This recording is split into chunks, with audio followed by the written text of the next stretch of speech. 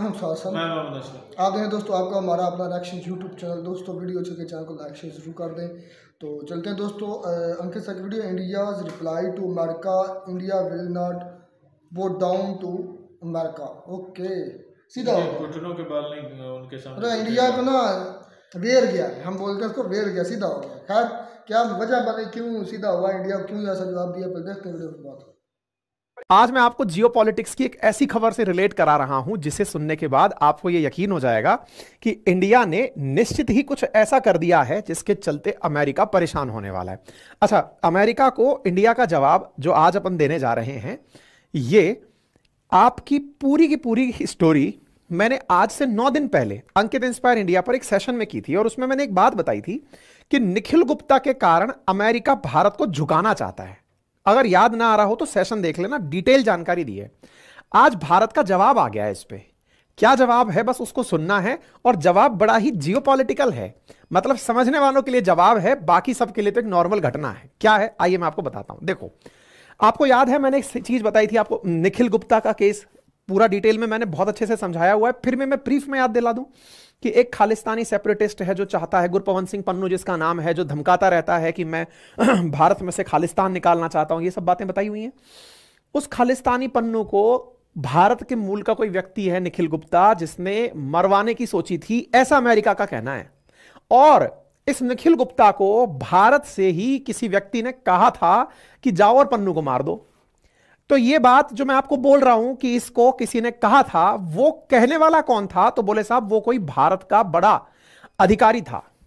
उस भारत के बड़े अधिकारी, ये सब बातें भी कहां से पता चलती हैं? ये बातें पता चलती हैं जब निखिल गुप्ता को अमेरिकी पुलिस पकड़ करके अमेरिकी कोर्ट में पेश करने जाती है। इस पर मैंने आपको प्रॉपर तरीके से जानकारी दी है कि किस प्रकार से न्यूयॉर्क सिटी कोर्ट में ले जाया जाता है निखिल गुप्ता को। और जो चार्जशीट यहां पेश की जाती है उसके अंदर यह बात मेंशन की जाती है कि निखिल गुप्ता को कोई CC1 नाम का व्यक्ति है जो अपनी तरफ से, जो इंडियन गवर्नमेंट में एक फील्ड ऑफिसर के नाम पर विराजमान है, और उसने ही निखिल गुप्ता को यह इंटेलिजेंस दी थी कि भाई तुम इन्हें मार दो, और अगर तुम पन्नू को मार देते हो तो मैं तुम्हारे ऊपर लगे हुए चार्जेस हटा दूंगा, तुम्हारे ऊपर कुछ रहम बरत दूंगा। ठीक है, यह जानकारी मैंने आपको बहुत पहले दी थी।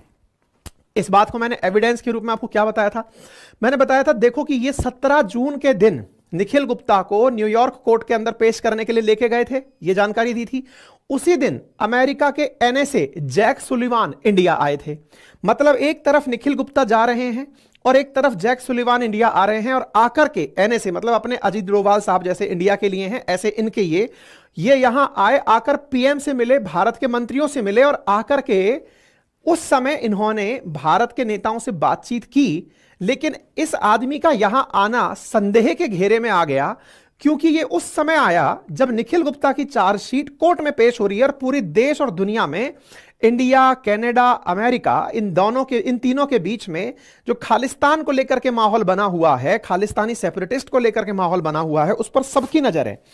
यह व्यक्ति जब यहां आया था तब मैंने आपको कहा था कि इसका आना अल्टीमेटली भारत पर प्रेशर क्रिएट करने की एक टैक्टिक है। वो ये जानना चाहता है कि सर अगर कहो तो दुनिया के सामने बता दूं कि आपका वो फील्ड ऑफिसर कौन है।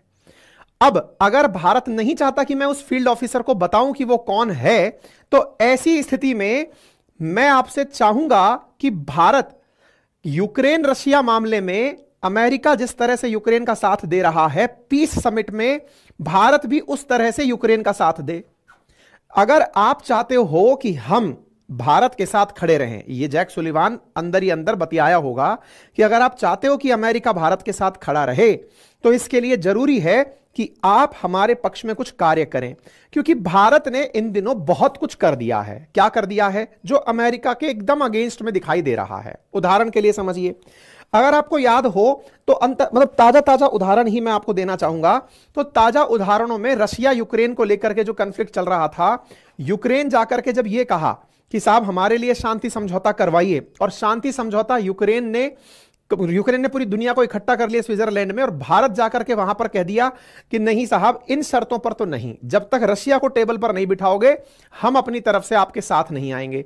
अमेरिका को भारत ने यूक्रेन मामले पर धोखा दे दिया। अमेरिका को भारत ने इजराइल और ईरान मामले पर भी एक बढ़िया लेसन दे दिया। अमेरिका इतना हमको धमका के चल रहा था कि आप ईरान से व्यापार नहीं करोगे, और हमने नहीं भी किया था।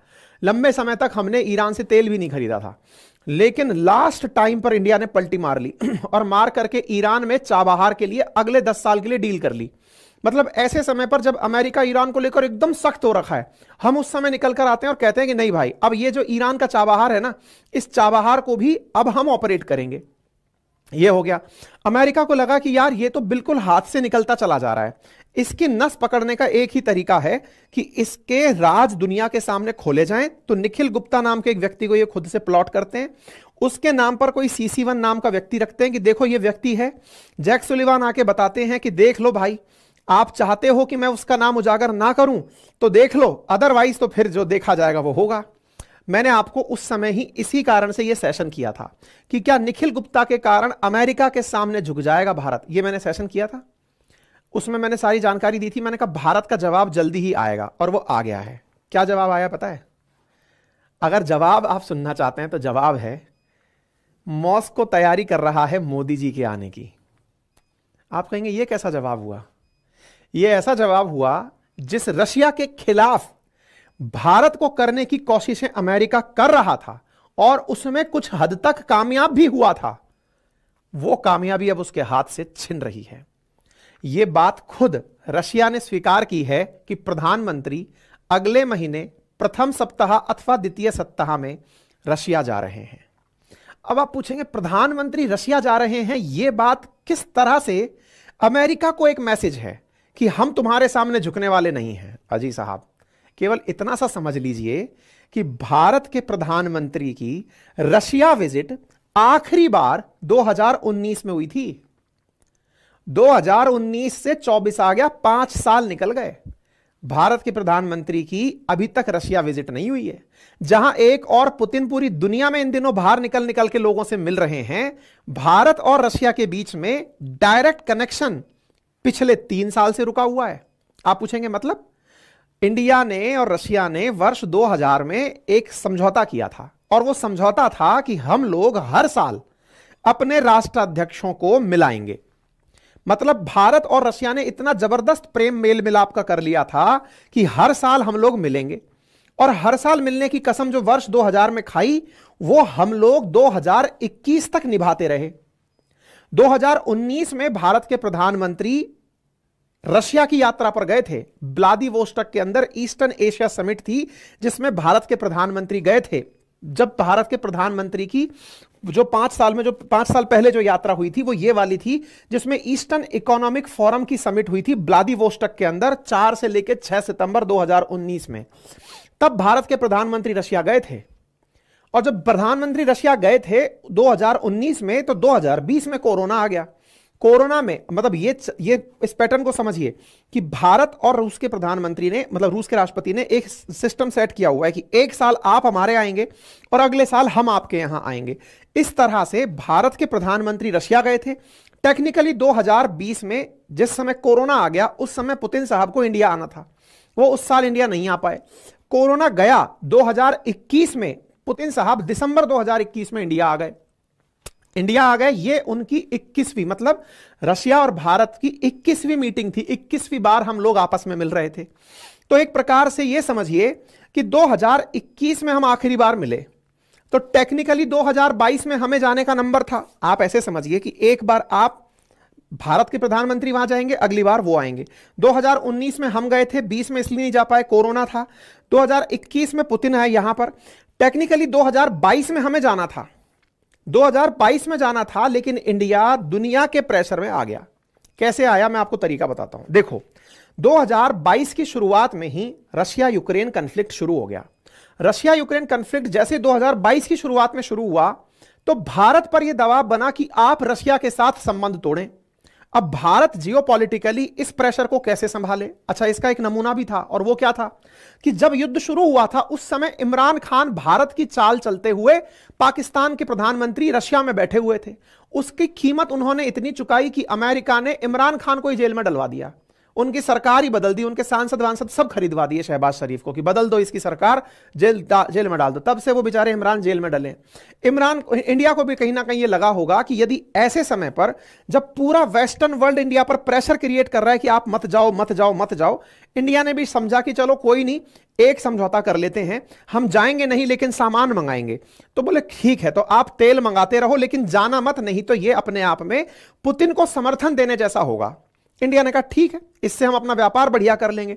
इंडिया ने इस एवज में ना जाकर उनसे खूब तेल मंगाया, बढ़िया से अपनी इकोनॉमी को स्टेबल रखा, कोई महंगाई बढ़ने नहीं दी और अपने आप को कंट्रोल में। दुनिया भर में बहुत सारा इन्फ्लेशन उस दौर में बढ़ा तेल की कीमतों के चलते। हमने वही जो अपने आरबीआई ने डिसाइड किया हुआ है मॉनेटरी पॉलिसी कमेटी के तहत कि 4 से लेकर 6% के बीच महंगाई बढ़े, हमने उसके बीच में समहाउ मैनेज कर लिया। चलिए साहब कोई बात नहीं। अब इसके अंदर एक खेला होता है क्या, 2022 के अंदर भारत कैसे मना करे। तो मना करने का तरीका भारत ने क्या अपनाया, रशिया यूक्रेन वॉर में पुतिन ने यूक्रेन को धमकी दे दी कि हम परमाणु बम कर सकते हैं, परमाणु बम डाल सकते हैं। प्रधानमंत्री ने बहाना बना लिया कि साहब आप परमाणु बम यूज करोगे, हम आपके पास नहीं आ रहे। मोदी जी ने तुरंत मना कर दिया। 2022 में वेस्टर्न वर्ल्ड के प्रेशर में आकर के भारत ने संभवतः मना किया होगा, ऐसा लगता है, क्योंकि अल्टीमेटली परमाणु बम को बहाना बनाकर भारत ने कहा कि ना साहब हम नहीं आ रहे आपके यहां। 2022 में हम नहीं गए। 2023 में पुतिन साहब को आना था, पुतिन साहब नहीं आए। पुतिन साहब हमारे देश में तब भी नहीं आए जब भारत ने G20 समिट रखी 2023 में। हम वो आए नहीं साहब, उन्होंने कहा कि सॉरी साहब हम नहीं आ पाएंगे क्योंकि आप कहीं ना कहीं वेस्टर्न वर्ल्ड के प्रेशर में आ रहे हो, वेस्टर्न वर्ल्ड के प्रेशर में आ रहे हो। ठीक है, हम लोगों के बीच में व्यापार चल रहा है। इस बीच में जो रशिया है वो अपने मित्र राष्ट्रों की संख्या बढ़ाने निकल पड़ा। भाई साहब चाइना के साथ बढ़िया दोस्ती चल रही है, नॉर्थ कोरिया के साथ दोस्ती कर ले रहा है, वियतनाम के साथ कर ले रहा है। पुतिन साहब पूरी दुनिया घूमने निकले हुए हैं, अपने समर्थन में जनता को जुटाने लग रहे हैं कि साहब आ जाओ, सब साथ में आ जाओ। इंडिया को लगा कि यार अमेरिका तो किसी का सगा वैसे भी नहीं है, क्योंकि ये एनी टाइम बार्गेनिंग करता है, इसके साथ रिलेशन जैसी कोई चीज है नहीं, ये केवल स्वार्थ के रिलेशन जानता है। अमेरिका के साथ में जिस तरह के भारत ने रिश्ते निभाए, कहीं ना कहीं ये भारत को समझ में आ गया कि भाई इसकी बात में रहने का कोई मतलब है नहीं। हमने G20 समिट बिना पुतिन के ही कर ली, पुतिन की जगह उनके विदेश मंत्री भारत आए और हमने G20 समिट पूरी तरह से खत्म कर ली, कोई बात नहीं। लेकिन भारत ने भी G20 समिट में यूक्रेन वाले मुद्दे को एजेंडा नहीं बनने दिया कि बोले नहीं साहब उस मामले को हम यहां पर नहीं रहने देंगे, आप अपना चलाते रहिए। G20 में तो भारत ने रशिया का लाज यहां पर भी बिठाकर रखी। अब ऐसी स्थिति में आज की यह खबर इंपॉर्टेंट हो जाती है कि तमाम वेस्टर्न प्रयासों के चलते जब भारत को यह समझ में आ गया कि यार ये अमेरिका जो है ना, ये कुत्ते की पूंछ है, ये कभी सीधी हो नहीं सकती है, ये एनी टाइम भारत के साथ बार्गेनिंग ही करता है और बार्गेनिंग के चलते भारत की इमेज को वैसे भी बहुत नुकसान ये पहुंचा रहा है। आप सोचो कि कनाडा जैसा जो नासूर बन चुका है, वो कनाडा मतलब ये समझिए कि भारत के तमाम प्रयासों के बावजूद लगातार बढ़ावा देता जा रहा है उस सेपरेटिज्म को जो भारत की एकता और अखंडता के लिए बहुत घातक है। उन खालिस्तान के जो सपोर्टर्स हैं उनको वो खुलेआम प्रमोट कर रहा है, अपनी संसद में मौन रख रहा है निज्जर के लिए। उसकी पहली जो डेथ एनिवर्सरी थी उस पर संसद में उसको इस तरह से ट्रीट किया गया, जो स्पेशली इस बात का घोतक था कि कहीं ना कहीं कनाडा इस बात को दिमाग में बिठा चुका है कि सिख सेपरेटिज्म को बढ़ावा देकर भारत को तोड़ा जाए। भारत ने इसके लिए जितने भी जियोपॉलिटिकल प्रेशर अपनाने थे, अमेरिका को भी खूब कहा होगा कि भाई समझा लो इसको, ये मान नहीं रहा है ट्रूडो।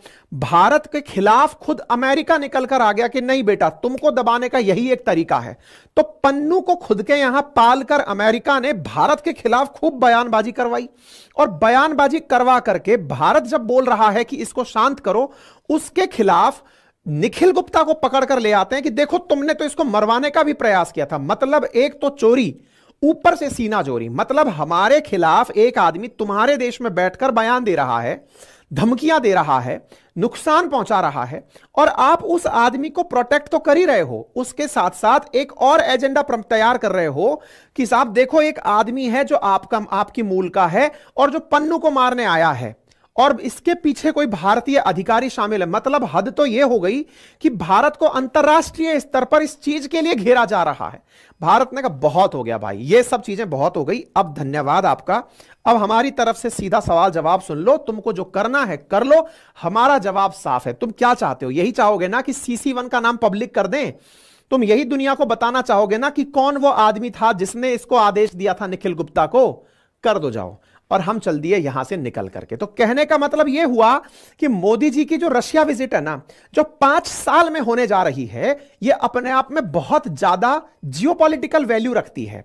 इस बात के लिए नहीं कि साहब ये तो पहले भी ऐसे एक बार 21 बार मिल लिए हैं, 21 बार मिल लिए वो तो सही है, लेकिन 5 साल बाद जा रहे हैं, ये बहुत ज्यादा इंपॉर्टेंट बात है।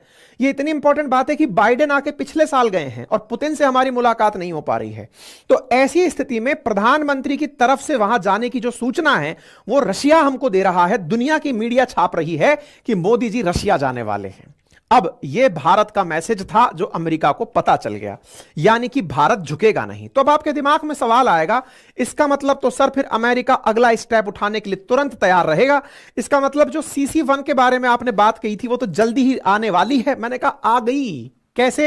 आइए आप खबर देखिए, यहां पर 26 जून की खबर आप देख रहे हैं, wait to decline comment until publicly confirmed by the government in question. इधर तो न्यूज निकल कर आती है कि मोदी जी रशिया जा रहे हैं, उधर अमेरिका स्पोक पर्सन बाहर निकल कर आ जाते हैं और कहते हैं कि भारत ने पन्नू के मामले में भारत सरकार से बात, अमेरिका ने पन्नू के मामले में भारत सरकार से बात की है और हम वहां पर सरकार से पूछताछ कर रहे हैं। मतलब साथ आ गया सामने। हम आपको पहले कह दिए थे 17 जून को जैक सुलिवान यहां आया है, दिखा रहा है कि ICET के लिए आए हैं, वो केवल दिखावा है। NSA लेवल का आदमी इंडिया आया है तो वो जांच के लिए आया है और उस जांच के लिए आए आदमी ने भारत सरकार से पूछताछ करी है और पूछताछ में उसने कहीं ना कहीं यही वाली बात करी होगी और ये बात इनके मुंह से बाहर आ गई कि सरकार से पूछताछ चल रही है। इसी बीच में इनके पर जो विदेश मंत्री हैं उनका भी बयान बाहर आ जाता है साहब, और वो क्या कह रहे हैं, कल का ही बयान है, आप देख लीजिए। ये कह रहे हैं कि इंडिया में हेट स्पीच बढ़ रहे हैं, इसे लेकर हम बड़ा कंसर्न फील कर रहे हैं। अरे हम सब समझते हैं भाई, अब तुम्हें हेट स्पीच भी दिखाई देगा, थोड़े दिन में तुम्हें फ्रीडम ऑफ प्रेस भी दिखाई देगा, तुम्हें थोड़े दिनों के अंदर लोकतंत्र खतरे में दिखाई देगा, तुम्हें सब कुछ दिखने लगेगा, क्योंकि तुमको समझ में आ गया कि इंडिया के साथ जो भी करने का प्रयास किया साथ मिलाने के लिए, लेकिन तुम्हारे दोगलेपंथी के चलते इंडिया तुम्हारे हाथ से निकल गया। 5 साल से जो भारत को रोकने का तुम्हारा प्रयास था ना, वो धरा रह गया, इंडिया निकल लिया। इस वाली बात को अगर आप समझ गए हैं तो एक बार थम्स अप कर दें। जियोपॉलिटिक्स में अगर आपको यह सेंस क्रिएट हो गया, जैसे हम में से बहुत सारे लोग तुरंत इस बात पर रुदन करने लगते हैं कि देखो अमेरिका कह रहा है कि इंडिया में हेट स्पीच चल रही है। अरे 140 करोड़ लोग रहते हैं भारत में भाई, मोस्ट डाइवर्स कंट्री है इंडिया वर्ल्ड का। इतने तरह के लोग, इतनी नस्ल के लोग, इतनी तरह के धर्म मानने वाले, जाति मानने वाले, रंग वाले, भाषा वाले, क्षेत्रीयता वाले लोग रहते हैं। तो इतने सारे लोग जब रहेंगे तो कुछ ना कुछ तो यार, घर के अंदर 5 सदस्य रहते हैं तो झगड़े हो जाते हैं। तो इतना बड़ा कंट्री है तो सब लोगों के बीच में कुछ भी ग्रीवांसेस होंगे तो सेटल भी होंगे, हमारा अपना मामला है। लेकिन तुम अंकल सैम हो, बोलने की तुम्हें आदत है, तो तुम बोलकर जाओगे और बोलकर भारत को दुनिया के सामने बताना चाहोगे कि देखो क्या हो रहा है। लेकिन अब लोग समझने लग रहे हैं। एक जबरदस्त बात मैं आपको बताता हूं, मैं जितने भी सेशन अमेरिका के खिलाफ करता हूं, मतलब जिसमें अमेरिका की कोई पोलपट्टी खोलता हूं, यूट्यूब मेरे सेशंस को खट से डाउन कर देता है। अभी 3 दिन पहले भी मैंने अमेरिका के खिलाफ एक सेशन किया था, यूट्यूब ने उसको दबा ही दिया। एक वो वाला जो सेशन किया था जिसमें रशिया के ऊपर आतंकी हमला हुआ था, उसमें हमने सब कुछ हटा दिया, उसके बावजूद उसको उठने ही नहीं दिया, क्योंकि रूस लेगा बदला, हमने ये टाइटल डाल दिया था, दबा दिया उसको। खैर कोई नहीं, आप में से जितने लोगों ने सुन लिया और जितनी देर सुन पाते हो सुन लेना। अगर ये बात समझ में आ जाए तो साथियों से साझा कर देना। चैनल पर नए हो तो सब्सक्राइब भी कर ही लेना, क्योंकि बार बार सब्सक्राइब का कहना भी ठीक नहीं लगता है। लेकिन हाँ, आपको अगर ये एनालिसिस समझ में आ रहा है तो अपनी तरफ से बात रख देना, ठीक है। तो भारत की तरफ से भारत जा रहा है, जाएंगे तो अब क्यों ही जाएंगे, तो सबको पता है कि हम तो दुनिया को यही बताएंगे कि साहब ये तो हमारी एनुअल समिट है, इसके लिए जा रहे हैं। लेकिन दुनिया भी समझती है कि 5 साल तक जिस चीज के लिए नहीं गए, अचानक तुम चल दिए हो, तो इसका मतलब कुछ तो मामले में गड़बड़ है। खैर गड़बड़ सब। दोस्तों वीडियो तो खत्म हुई। अमेरिका को लगता है कि ये सामने पाकिस्तान है, या उनको लगता है सामने कोई छोटा कंट्री है, जिस तरह के इराक, लीबिया, युगांडा, ये कोई अफ्रीकन कंट्रीज़ हैं जिनको हम दबा लेंगे और वो दब जाएगा। इंडिया बोला नहीं, करके दिखाया। इंडिया ने रोका, यूएस ने इंडिया को रोका कि आपने रशिया से ऑयल नहीं परचेज़ करना। इंडिया ने कहा हम तो लेकर रहेंगे, लेकर दिखाया। फिर अमेरिका ने कहा कि आप ईरान से तल्लुकात ना बहाल करें, इंडिया ने कहा हम तो करके रहेंगे, करके छोड़े। अब इंडिया को प्रेशराइज किया गया है पन्नू के केस में। वो जो एक इंडियन फ़र्द को पकड़ा हुआ है, अब अल्लाह बेहतर जानता है, इंडिया कहता हमने नहीं, किसी ने भी इसको सुपारी वगैरह या हमने नहीं इसको स्पॉन्सर्ड किया। तो अगर फ़र्ज़ कर ले स्पॉन्सर्ड किया भी है यार, एक मिसाल एक सेकंड की मान भी ले, तो वो इंडिया के ख़िलाफ़ बयानबाजी करता है, इंडिया के ख़िलाफ़ प्रोपेगेंडा करता है, इंडिया की रियासत को तोड़ना चाहता है। तो कोई भी अगर मेरी रियासत को तोड़ना चाहे, मेरा फ़र्ज़ बनता है उसका कला कमा करना, उसको कत्ल करना, उसको मारना या उसको वार्निंग पहले देना। अगर फिर भी नहीं रुकता तो फिर उसको उड़ा देना मेरा फ़र्ज़ है। मेरी रियासत के ख़िलाफ़ जो भी चीज़ होगी, मेरा मुल्क अज़ीज़ के ख़िलाफ़ जो भी जाएगा, जब तोड़ने की कोशिश करेगा, तहरीक लाएगा, मैं तो उसको छोड़ूंगा नहीं। और इंडिया ने भी ऐसे ही किया। अगर मान भी ले कि उसके पीछे पन्नू को किल करवाने के लिए इंडिया ने के लोग किसी ने दिया है, सुपारी दी है या पैसा दिया है, तो इसमें बुराई क्या है? इस पर ब्लैकमेल करना क्या बनती ही नहीं है। अमेरिका नहीं ऐसा करता कि उसने बस अमेरिका करता है, नहीं करता। जो अमेरिका भाई वो तो क्या लें कि हर मुल्क पे अपनी इजारादारी थोपने, वो तो अपने साहब को अपना गुलाम यानी कि एक समझ लें कि एक गांव का जो बड़ा चौधरी बना फिर रहा है, क्योंकि हर कंट्री को वो समझता है कि जिसको वो लोन दे देता है, पैसे दे देता है या डॉलर उसके आगे फेंक देता है तो वो उसका गुलाम हो जाता है। लेकिन कुछ कंट्री ऐसे भी हैं जिनमें अपनी सेल्फ रिस्पेक्ट होती है, जो अपने पाँव पे अपने दम पे खड़े हैं, जिनमें इंडिया एक है। इंडिया ने वाकई भाई हर जगह पे उन्होंने अपनी सेल्फ रिस्पेक्ट जो है ना उसको आगे रखा है। अगर उन्होंने रशिया से ऑयल ख़रीदा है तो उन्होंने कहा कि हमारी आवाम के लिए जो बेहतर होगा हम वही करेंगे, और उनकी आवाम के लिए भाई ये बेहतर था, उन्होंने किया, डंके की चोट पे किया है। वहाँ उन्होंने हैरान किया रशिया USA को। उसके बाद उन्होंने कहा कि आपने ईरान के मुद्दे में ईरान के साथ नहीं होना। तो इज़राइल उनका बाप है अमेरिका का, तो जाहिर सी बात है उन्होंने ईरान के ख़िलाफ़ ही बोलना था। तो इन्होंने भाई ये बड़ा ज़बरदस्त स्टेप लिया है। उन्होंने 10 साल के लिए 4 बार पोर्ट जो है वो अपने अंडर कर लिया है, और जो US है उसको एक करारा थप्पड़ रसीद किया। तो ये भाई उनके मुंह बोलता सबूत है उनके अपने दम होने का, कि वो अपने पाँव पे खड़े हैं और दुनिया को दिखा रहे हैं कि भाई जिसको आप सुपर पावर मानते हो हम उसको ठेंगे पे भी नहीं रखते। तो ये है भाई उन कौमों का कह लें कि उन कौमों में दम कम जो अपने पाँव पे खड़ी हुई है, ना कि किसी के टुकड़ों पे, ना कि USA के डॉलर फेंकने पर जैसे पाकिस्तान। अब PM मोदी साहब जा रहे हैं रशिया जाइए, खुला सबूत है, मुंह बोलता सबूत है। भाई रशिया इंडिया के लिए बहुत बेस्ट है। रशिया जो है वो दोगला कंट्री नहीं है, धोखा नहीं देता, वो बड़ा ज़बरदस्त कंट्री है, दोस्तों का दोस्त, यारों का यार है, और दुश्मनों का खुला दुश्मन। हाँ। जो वो बात करता है वो सरेआम करता है, उसकी पॉलिसी में ना ट्विस्ट नहीं है, उसकी पॉलिसी में मोड़ तोड़ नहीं है कि अब ये है तो बाद में कोई और हो जाएगी। अमेरिका जो भी करता है सबसे पहले वो अपने मफाद मद्देनज़र रखता है, वो आगे रखता है, चाहे मुल्क किसी का भी कोई बेड़ा गर्क हो जाए, जो बाढ़ में जाए, जो मर्जी जिधर मर्जी जाए। पुतिन साहब भी करेंगे इंडिया का विजिट, इंडिया के PM मोदी साहब भी विजिट करने जा रहे हैं। तो ये खुला चैलेंज है, खुला सबूत है, खुला समझ लें को अमेरिका के लिए थप्पड़ ही एक किस्म का है। रही बात ये कि उन्होंने वो बंदा पकड़ा है कि वो दूसरा पन्नू को मरवाना चाहता है, तो उसके सबूत ही तो देंगे। अगर है उसके बारे में कोई सबूत है इंडिया के खिलाफ, अगर इंडिया मरवा भी देता तो क्या उसके मुल्क में वो क्या लेके फसाद बर्पा करता है। उसामा बिन लादेन ने अटैक किया था अमेरिका पर, तो उस एक जान को मारने के लिए कितने लाखों जानें ज़ाया की, ट्रिलियंस ऑफ डॉलर लगाए हैं। मतलब कि अमेरिका को लगता है कि हम अमेरिकन सबसे सुपीरियर है, हमारा या हमारे लोग सबसे सुपीरियर। इंडिया बिल्कुल ठीक करता है, जूते की नोक पे रखता है। उनके अगर किसी लोगों को नुकसान होता है तो वो बदला ले, उसके लिए 3 कंट्रीज़ को तबाह बर्बाद कर दे, जिसमें इराक है, जिसमें ईरान भी, और जिसमें स्पेशली अफ़गानिस्तान भी, और पाकिस्तान भी किसी हद तक उससे मुतासर हुआ। तो इंडिया के ख़िलाफ़ जो कोई प्रोपेगेंडा US में बैठ के करे, तो इंडिया के पास इतना भी हक नहीं कि उसको मरवा सके। इंडिया के स्टेट के ख़िलाफ़ मैं ये तब की सिचुएशन बता रहा हूँ जब अगर इंडिया ने किया है अगर इंडिया ने की नहीं तो फिर तो जोर जबरदस्ती बनती नहीं। तो ये भाई ये इंडिया लेगा डबल स्टैंडर्ड है। अगर कोई अमेरिका पे हमला करे तो वो भाई उसका दुश्मन है, अगर कोई इंडिया पे हमला करे तो वो उसको दुश्मन न कराते बल्कि उनको दोस्त ये चाहता है कि अमेरिका तहफ़्फ़ुज़ दे। ये तो हिपोक्रेसी ना, डबल स्टैंडर्ड। यार मैं कल एक वीडियो देख रहा था, उसामा बिन लादेन को दुश्मन मानता है और जो है निजर को दोस्त मानता है, इसी पर टॉपिक पर ही थी।